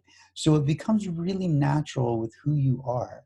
So when a man feels that inherent femininity in you, what he feels is your integrity also. That you're not just turning it on for him to capture him, to win his heart, to win his favor, to win his attention. But instead, if it's who you already are, you won't have to turn something on and practice with him, because you will have decided these are the characteristics and the qualities that I really want in my life. And these standards aren't just about standards around relationships, but they're also standards around how I'm going to let other people talk to me, or about the work that I'm going to do, or the quality of work that I'm going to do. So find ways to apply these 7 principles in all aspects of your life and in all relationships, and it will be much more natural when that gentleman does enter your life. And he'll enter your life because of your integrity, because all of these are part of who you already are. Yeah, and I'm glad you added that piece, PJ. I think there are aspects of this that you can't fully explore Right. for us until you're in that partnership relationship. But your point is a very good one, that so much of this is about how you move and navigate through the world and really about who you are. So I'm really glad that you pointed that out and really appreciate it. And so there is a question here for you, PJ, and I want to ask this. This comes from Christine. So Hi, Christine, Kristen. remember to email me so that I can send you the cards. And Christine says, could PJ please repeat what specific touches indicate to a man holding his hands, touching his chest? You were talking about that at one point during our presentation. Absolutely. I love this. So when you're facing your man, right, and you hold his hands, both of his hands, and look him in the eyes, you're saying, I support you and I believe in you. When you touch his chest with both of your hands and look him in the eyes, you're saying, I feel safe with you. I feel safe in your arms. I feel safe in your presence. When you touch his upper arms, you're telling him, babe, you have the strength to do this. You can do this. You have the ability. You have the capability. And I know you can do this. You have it in you, because you're touching his upper arms, his muscles, his biceps, right? When you touch his face and you look him in the eyes, what you're saying is, babe, I love you. I support you and I love you and I'm there for you and you can trust me. And when you touch his face versus touching his hands, it's a different kind of support. When you touch his hands, it's, I am supporting you in the things that you want to do and I believe in you. But when you touch his face, it's a deeper love that says, I'm 100% here with you. We're connected. And it means something different when you touch his face. Play with it. It's really, really wonderful. It's really fun. And watch how he responds differently. And when a woman touches a man with that soft feminine, he will naturally want to protect her, because we love that. We're nurtured and fed by that feminine. And so we don't want to lose that. So we'll want to protect you and keep you in our lives. Mm-hmm.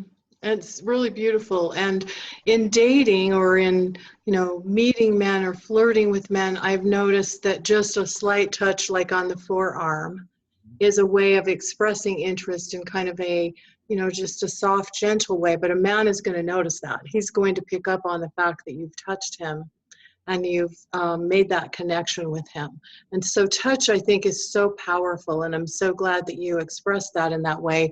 And I also, PJ, you and I have talked about this before in like our man panel interviews and that sort of thing, but I also love your advice about like when you're talking to a man, how different that conversation can be. Like if you're out for a walk together, side by side, or holding hands, where there's that connection, but it's not like we're sitting across from each other or having this big serious talk, because the talk, anytime you say, honey, we got to have a talk, the man wants to run for the door, right? He's like thinking, Yes. what did I do wrong? Oh boy.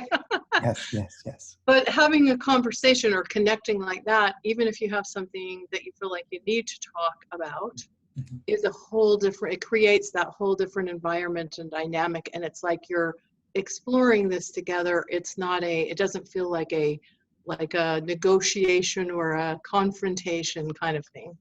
Yeah, and ladies, don't, two things. One, when you touch him, you're telling him it's okay for him to touch you. Number two, this idea of communicating before you need to have the talk.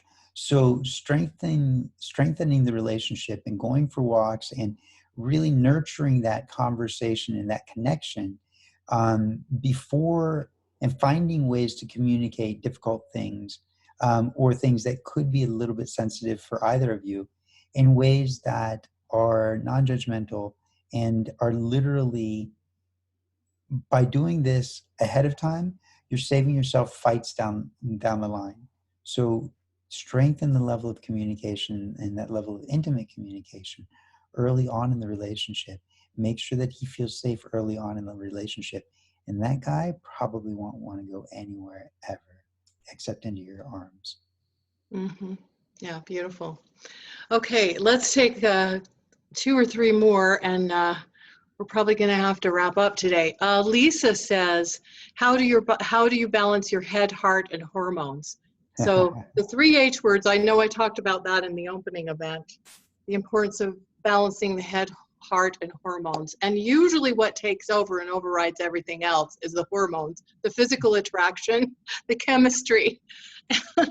And many of us, myself included, have had that experience of, completely losing our minds over someone because of the chemistry. And it's so fun and it's so exciting and it's so, like almost addictive, right? Yes. And I can remember the man I think I was probably very most attracted to initially was this man. We were completely mismatched. But I'm telling you, boy, when he would kiss me or anything like that, I completely lost it. I was just, I mean, I could completely not even keep my mind, any logic or rationale about me. I'd completely lost my wits about me. So usually that's the one that overrides everything else. So if you have a pattern of those kinds of relationships where it's like, like a burning, raging forest fire in the beginning, and then you somewhere down the road find yourself lying there in the smoke, dust, and ashes, wondering what in the world happened. The key is, if you want a different ending, you start at the beginning, right? So here's what I would recommend, because this is usually where the head gets overridden, the logic, the rationale, the common sense, and we think we're prematurely in love because of the physical attraction. We think we've got something deeper going than we've had time to develop. I always say that the one key piece is, if you have a pattern of those kind of relationships, it's okay, just recognize it and say, that hasn't worked so well for me so far. And if I want a different outcome, I have to change something in the beginning. So one of the keys to this is something we talked about already, is slowing down the pacing of the physical aspect of the relationship so that there is time to really get to know the heart and character qualities of this person, to determine compatibility, because chemistry does not necessarily equal compatibility, and to really get to know if this is someone that you really want to give your affection, your time, your attention, or a portion of your life to. Because what can happen is, if we let the chemistry stuff run away with it, then we can invest months, years into a relationship where we do end up feeling heartbroken, devastated, and really hurt. And women do bond with men through the physical, through sex. And so in a different way than men might bond. There are men out there, a lot of them, who can have sex and not develop that same emotional connection. And part of this is just our chemistry and our hormones and what happens. So particularly for a woman, it's important to manage the pacing. And I believe for the most part, a woman does manage the pacing. I mean, with the exception of things like rape, which that's a whole nother conversation. But in a normal, healthy relationship where there's attraction, a woman controls the pacing. And so part of this comes with you knowing your standards and what feels right for you and what timing feels good for you, and being able to even express that attraction by saying, wow, you know what, there's a part of me that would really be excited about doing something like that right now. What I know about myself, though, is that I need time to really get to know you in order to feel safe, in order to feel comfortable, in order to really enjoy it fully. And I would really like that to be a possibility. So it would be so much better for me if we got to know each other by spending more time together without getting physically involved right now. So you let him know you are attracted. You let him know that that might be something possible for the future and that you might be interested in it. And in the case of a man that is interested in having a real relationship with a woman, not just a one-night stand, he's going to be willing to wait. And again, you want to set yourself apart as that woman of high value with those high standards. It will make you stand out from those who are willing to compromise and do that sooner than they might feel comfortable. Remember what I Another said. thing, yeah, Remember can what I I said, just right? Yeah, one last thing I got to say before you jump in. I always say, approach a new relationship from a place of curiosity and observation. So you're curious about who this person is. You're curious about what the possibility might be, and you're observing the patterns and how this person is showing up over a period of time. Because how we really get to know someone is by observing and getting to know them over a period of time. As I mentioned in the opening event, I believe in attraction at first sight. Love at first sight is not something that is really possible because you don't really know the person. You might feel like you're in love if there's deep attraction, but you don't know them in a way that you can really, really love them. So I'll let you jump in now, PJ. Forgive me, I didn't mean to No, step you're on. fine. So again, really quickly, if he's being he wants to advance the relationship sexually, and even if those hormones are like, oh my God, I do too, but your mind knows your old pattern. Remember, men bond, even good men bond to the sex, they don't bond to you. Women during the sexual encounter bond to the relationship. So the longer you wait, the more likely he is to stay around because he'll bond to you emotionally. And then the intimacy, the physical intimacy, becomes a bonus. So you can always say something like, I'm flattered, but as a lady, I like to wait. And leave it at that, right? So when you say I'm flattered, right, you can even touch his face or touch his chest, or right, you can say I'm flattered, but as a lady, I like to wait. And like, let's say you touch his chest, I'm flattered, and then you touch his face, as a lady, I like to wait a little bit longer. I want to know you better, right? And then he goes, oh, your standard just went so far up that my standards have to go up. Mm-hmm. Yeah. So know your value and know your principles. Read that book and apply the principles that you create for yourself, and make sure that you are moving through those principles before you allow yourself to get too tied into the hormonal piece. Yeah, yeah, very well said. Okay, let's take a couple more real quick. Let's see.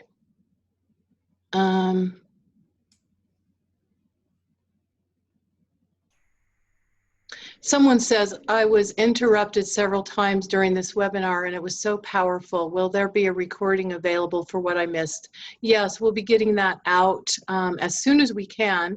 We have to download it and then upload it and get it all ready, but we'll be sending out a replay that will come out later tonight. And we will get that out as soon as we can. It'll be on replay tonight and also all day tomorrow.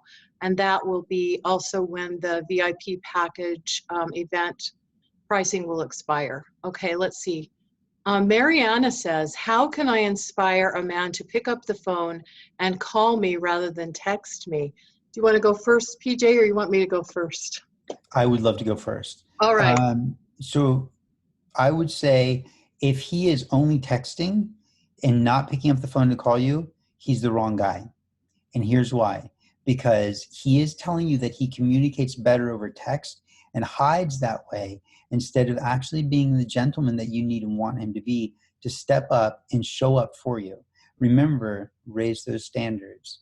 If it's okay for him to text you, or it's okay for him to message you on one of the dating sites 2 or 3 times, but after that, he should want to move it forward and say, hey, I'd really love to maybe jump on a telephone call with you or meet you.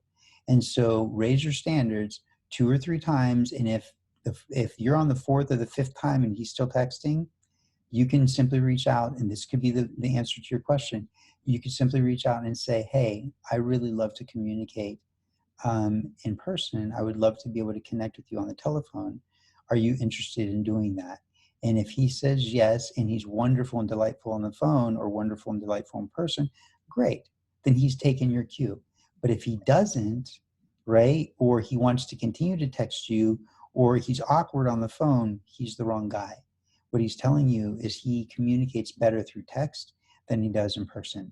He's not your guy. Raise your standards. Lift those standards up. You deserve better. You deserve a partner who is your equal and wants to inspire you as much as he wants to be inspired by you. Mm-hmm. This is a question that comes up all the time with my private clients. And I think that this comes back in part to this idea that I talked about earlier about lazy daters. There's so many women that are willing to communicate with men in that way, but a lot of men have become kind of trained. You know, it's like the Pavlov's dog thing. They become kind of trained that this works and I can put in this minimal amount of effort and I can be in conversation with a woman. But as we've been talking about all through this, you're going to be that different kind of woman. You're going to be that woman of high value. And so I think you can invite this in a very feminine way that can inspire a man. So for example, let's just say you're communicating with a man online and you give him your number and he just starts texting you. I think you can say something which can be kind of flattering and sweet, but also invite him to kind of step into that, what would work better for you, by saying something like, I'm really enjoying our communication, and I think it would be so much fun to hear your voice. Would you like to give me a call sometime? Or you can say, magic phrases for me are, I'd be more comfortable with, or I'd really enjoy it if. In other words, like I was saying earlier, so many men do want to please a woman and want to show up for you, but sometimes they need just a little bit of a guidance or a little bit of gentle training, if you will, because they have been trained in some cases by other women that it's okay to do it that way, and they can get, you know, men are efficient. This is something I've learned about men. So those of you that have been listening to the interviews, you heard me talk about how my husband, he'll open cupboards in our kitchen and then he never shuts them again. And so I teasingly will say, honey, you know the cupboard goes back the other way too, right? But to him, it's like efficiency. He's just going to have to open the cupboard again next time he's there. And so men are efficient. They'll do what they think they need to do, and they won't do a lot more unless you, as a woman of high value, raise those standards and invite them to raise their standards. I love that. I agree 100%. Wow, our time has gone so fast. Should we do one more? I'm in. Absolutely. I'll stay all night. All right. Let's see. There's so many questions here. Let's see. Yeah, I'll have you take this one first, and then I'll take this one too. Carrie says, can you give a few examples of up-leveling standards? I think we've given some examples, but let's see if we can give a few more. You want to take that? Sure. Hi, Carrie. I would say that up-leveling your standards, some examples might be that you wait longer to become physically intimate, right? So I literally had a lady that I was talking with. She's a friend of mine, and she's like, I can't, these guys just like, you know, they just want to go out on 1 or 2 dates and then they disappear and I never see them again or hear from them again. And I was like, you're not sleeping with these guys, are you? And she's like, yeah. And I'm like, on your first date? And she's like, well, I mean, sometimes on my second or third. I'm like, no. That's why they're leaving you. Even if they're good men, they bond to the sex and they're like, okay, all right, that's done. Thanks, I feel a lot better. And then he goes on with his life. No, don't do that. So one example is wait longer. And inside of that idea of physical intimacy, what are your standards for how long do you date him before you let him kiss you, right? And then do you let him come over to your house? Do you go over to his house? Does he drive you to come and pick you up? What are your standards in these areas? At what point do you introduce him to your family and your friends? These are standards, right? He has to meet. I would also say standards around communication. How do you want to be spoken to? If there's some kind of frustration, how do you resolve? I personally am not a yeller. I don't yell, I don't scream. In fact, I very rarely get angry. Very, very, very rarely get angry. And so I will stay up all night and talk with you until we can figure it out. Does he own his part of the misunderstanding? Does he apologize? Does he listen, or does he interrupt? So standards around communication are really, really critical. And then how does he treat other people? This would be the third piece. When you watch him, what are your standards for how he interacts with servers, with people if you're going to the movie, with strangers? Is he generous with his money? Is he patient with people? And then listen to how he talks about people afterwards. Does he speak highly of people, or does he speak a little bit maybe like he's upset with people, or they're not good enough, or they're not smart enough, or they don't do things right? Raise your standards to make sure that he treats people impeccably and he treats you impeccably. So those are some of the standards. Also, I would say, if and when you do go to his house, how does he keep his home? How does he keep his car? And I know women love to look at his shoes. How does he keep his shoes? Because when you look at that, you understand how he's likely to treat you and how he's likely to treat your home together. So these are some standards, I would say: how he treats other people, what his living situation looks like, how he communicates with you, especially around difficult topics. Does he listen? Does he interrupt? And then also set your standards, allow your standards to go out a little further around the physical intimacy. Okay. When I told that one lady, she was like, well, like, how long should I wait? Like a week? And I was like, longer. She's like, 2 weeks? I was like, longer. She goes, a month? I was like, longer. She's like, 2 months? I was like, how about 3? How about 4? She's like, oh no, that can never happen. I can't do that. No man is going to wait that long. I was like, a good man will wait that long. The bad men are going to leave. And a good man is going to leave you if you do it too soon. Raise those standards. So how does he treat himself? How does he treat other people? How does he treat his stuff? How does he treat your stuff? How does he communicate with you?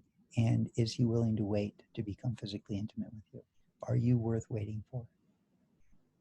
Thank you, PJ. And I just want to add a little something to this here, because again, this is so important. How do you raise your standards? One of the key ways I think you raise your standards, especially in the early stages of a relationship, when you're just starting to get to know a man, you're just starting to date, is because you are a woman of high value, you are aware of where you invest your time, attention, affection, and you don't put all of your focus, time, attention, or affection into a man until you know how he's showing up and that he is consistently showing up and treating you well.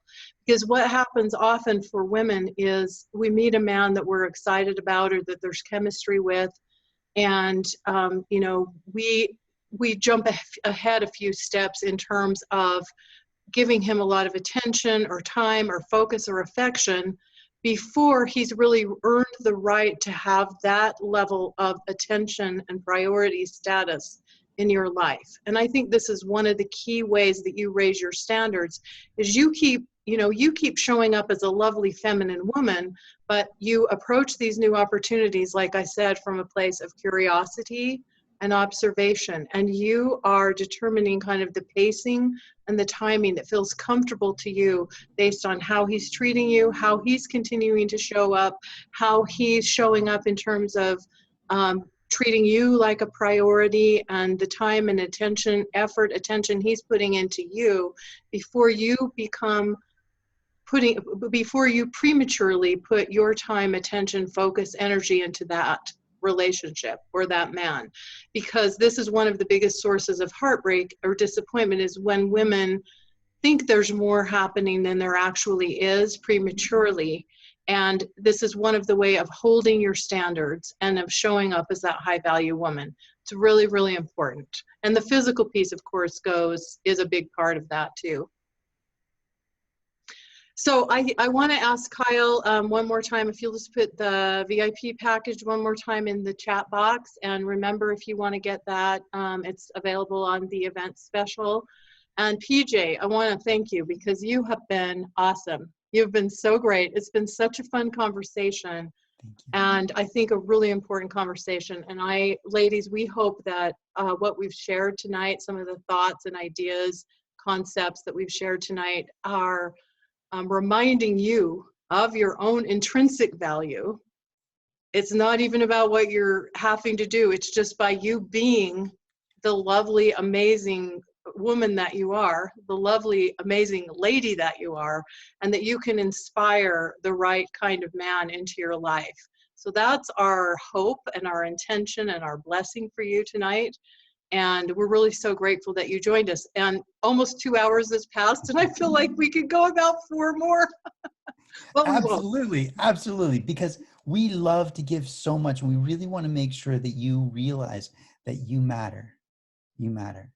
And when you realize that you matter and you raise those standards, the men that start to come into your life will recognize that you matter also. And he will inspire you as much as you inspire him. You're beautiful, you're amazing, you're remarkable, and you get to breathe that in and be exactly what you were born to be. That's beautiful. Thank So ladies, I'm so honored you've joined us not only tonight, but for the whole Ready for the Right Guy event. And do stay on my email list because I have a lot of really great things coming your way. And you're also going to want to be sure to check out PJ's site as well. pjswisdom.com, because as you can tell, he's an amazing fountain of wisdom and a beautiful human being. I find him to be very inspiring. I told PJ I'm really particular about who I invite to do these live events with me, and so I'm really honored that you were willing, able, and showed up with such generosity, PJ. And ladies, we're sending you lots of love here at the beginning of 2019. Lots of love. Bye. Bye for now.